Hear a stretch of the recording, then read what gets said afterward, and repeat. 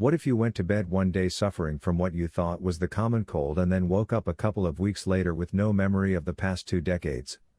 Such is the story of one, Claire Muffet. Claire had 2 children and a loving husband. Life was good.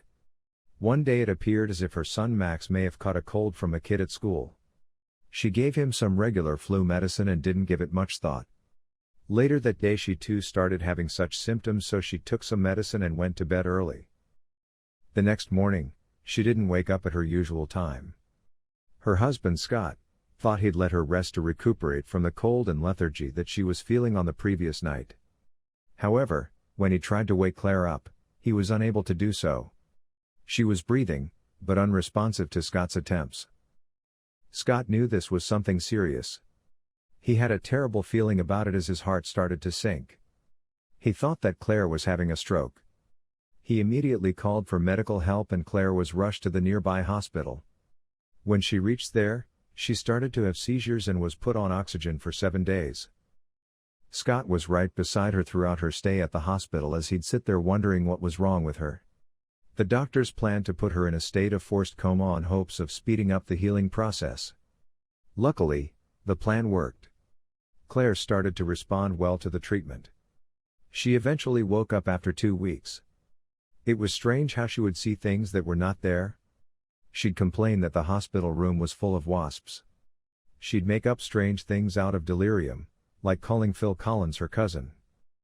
The doctors concluded that Claire was suffering from encephalitis, a condition which involves the inflammation of the brain tissue which can cause seizures, confusion, stiff neck, light sensitivity, and headaches.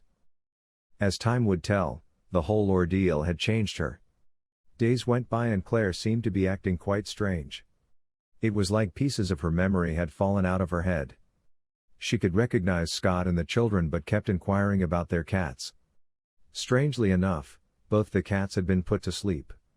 One recently, and the other more than 2 years ago. She also had no memory of their wedding or how Scott had asked her to marry him. She had no recollection of any family vacations, the attacks of September 11th, or the lockdown due to the coronavirus. Scott was in a state of shock. He felt totally helpless, wondering, how could something that seemed to be a mild cold affect his wife in such a way? He tried his best to help his wife recall past events by showing her home videos of birthdays and other social events.